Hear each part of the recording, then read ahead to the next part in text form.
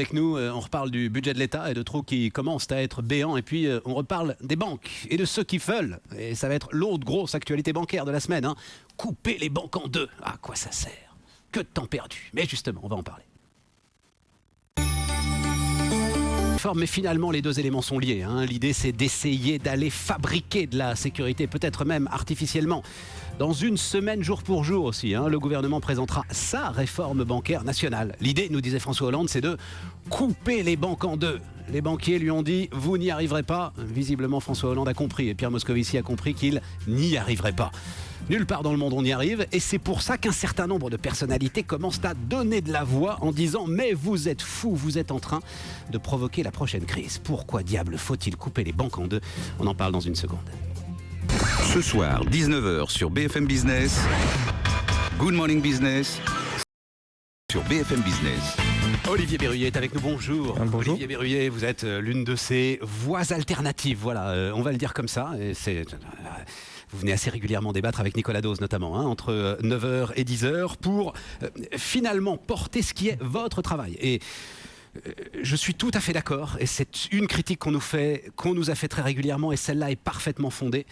Il y a un moment aussi où le discours économique doit être porté par ceux qui ne sont pas forcément en charge de le faire de manière, alors, soit de manière salariée à travers les économistes de banque, soit de manière officielle à travers leurs titres universitaires, soit de manière parapublique à travers des revues ou en tout cas des éléments qui ont pignon sur rue. Voilà, c'est votre travail finalement qui vous amène à avoir pignon sur rue. Vous êtes actuaire, Olivier Berruyer, vous avez monté une association qui s'appelle Diacrisis. Vous travaillez comme un fou.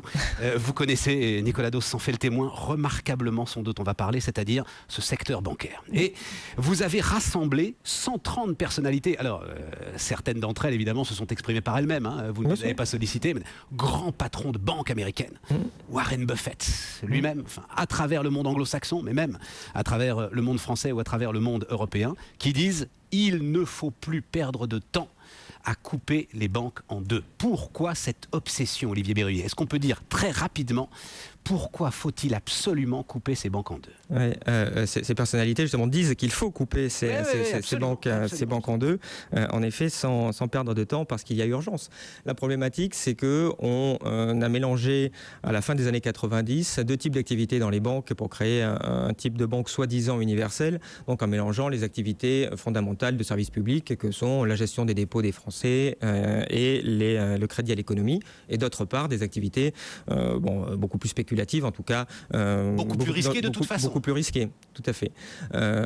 Donc on se retrouve à avoir des structures qui bénéficient au titre de la garantie des dépôts et des crédits d'une garantie publique qui peut être mise en jeu par des faillites sur la partie banque d'investissement, comme ça a été exactement le cas en 2008. En gros, ce que vous dites, c'est que l'État aujourd'hui protège les activités les plus risquées des plus grandes banques du monde. Il y a une sorte de garantie là-dessus. Bien sûr. Pas une sorte, il y a une garantie et elle a été mise en action déjà une première fois en 2008. Qui peut amener évidemment à prendre les risques les plus fous, puisqu'on sait qu'on est protégé par l'État. C'est ça votre grande peur finalement, Olivier Berruyer. C'est exactement ça. C'est pas une peur, c'est qu'on l'a vu. Mais non, justement, on l'a pas vu. C'est là où allez-y. Ce qui est fantastique, c'est que ce qu'on appelle le modèle de banque universelle, puisque c'est le terme qui est employé par les banquiers depuis un moment, d'ailleurs modèle français, qui n'a rien de français, a largement démontré son échec.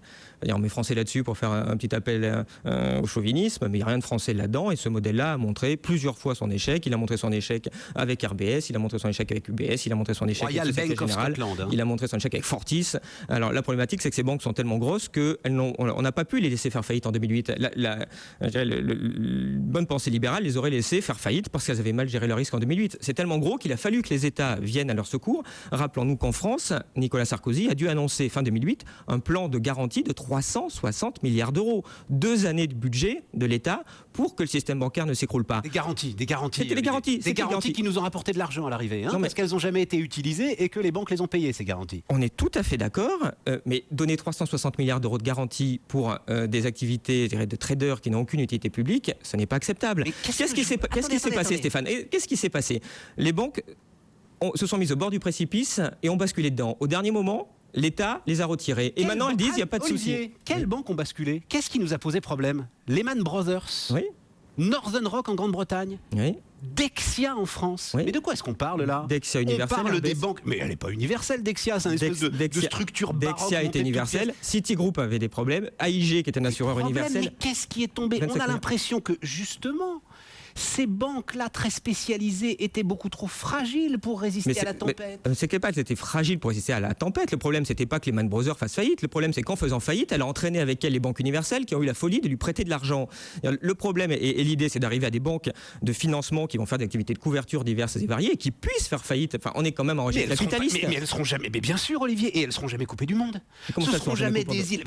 Quand bien même vous ferez des structures de marché, ce seront jamais des îles. Mais c'est pas au milieu du secteur financier. Il y aura des liens avec l'ensemble des banques. C'est indispensable. Mais attendez, il n'y a pas de lien. Pourquoi donc, si votre banque d'investissement qui donne une couverture à certains clients, si elle fait faillite, le client ne sera pas remboursé, n'aura pas sa couverture. Enfin, tout comme si un assureur fait faillite ou si une autre structure fait faillite. Le problème, c'est qu'on soit en régime capitaliste. Et on peut financer des aventures internationales, des aventures complexes, des aventures avec de simples banques de dépôt. Mais comment ça, de simples banques de dépôt? Enfin, la simple banque de dépôt BNP ferait 1200 milliards d'euros d'actifs. C'est pas une simple banque de dépôt. Enfin, c'est quand même des éléphants. Non, parce qu'il y a une structure de marché très efficace. Alors oui, d'accord, qui peut prendre des positions spéculatives, mais qui surtout est aujourd'hui en capacité de donner à l'ensemble des clients de BNP Paribas la ressource la moins chère. C'est un élément de compétitivité, ça, Olivier Berruyer. Oui, Stéphane, qu'on soit bien d'accord, et ça a été tout l'enfumage des banquiers depuis plusieurs mois, c'est d'essayer de faire croire qu'on veut supprimer les activités. On est juste en train de dire, vous prenez BNP Paribas, d'un côté il y aura BNP, de l'autre il y aura Paribas, et toutes les activités que fait Paribas aujourd'hui, eh bien, elle les vendra à BNP,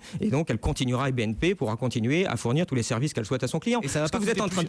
Ce que vous êtes en train de dire, c'est un peu comme si on disait que BNP aujourd'hui utilise des ordinateurs Dell et donc c'est important de fusionner BNP et Dell en même temps. Bien non, elle a besoin de produits de banques d'investissement, et elle ira acheter les produits au niveau de la banque d'investissement. C'est pas aux contribuables de donner des garanties publiques. Mais attendez, de centaines de milliards. Il y a 2 minutes, Nicolas Dos vient de vous parler du budget français.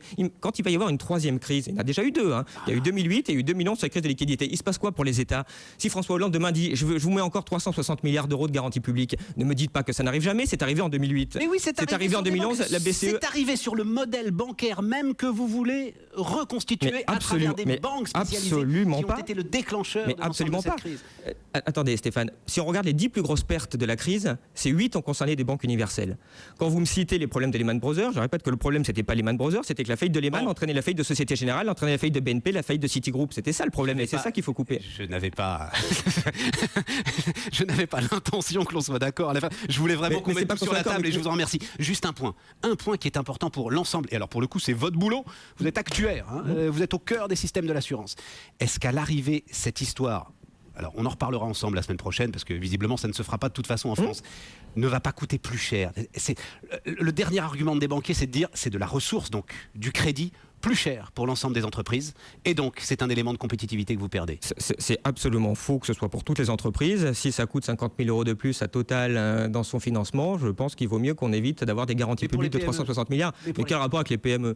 Les PME, il y a des banques qui heureusement financent sans être universelles. Vous savez, il y a plein de banques qui ne sont pas universelles et qui financent le tissu local. Et n'oubliez pas en conclusion que le Financial Times appelle d'urgence à ces... Oui, non, mais attendez, quand l'organe de la finance internationale vous dit qu'il faut le faire d'urgence, quand Sandy Weill, qui a créé Citigroup, vous dit qu'il faut le faire d'urgence, quand il y a 130 personnalités qui le disent qu'il faut le faire d'urgence, et quand en face vous avez uniquement les banquiers universels qui vous disent surtout ne nous coupez pas, il y a à peu près aucune autre voix qui le dit qu'il faut laisser ce modèle de banque universelle, il y a une vraie question démocratique, et espérons que la semaine prochaine, et en tout cas à la rentrée, les députés, et en particulier Karine Berger qui sera rapporteur du sujet, arrivera à faire bouger la position du gouvernement qui est tout à fait scandaleuse. On en reparlera au moment de la présentation du budget. Ouais. Enfin, du projet. Sans faute, Olivier Berruyer, il est 7h30.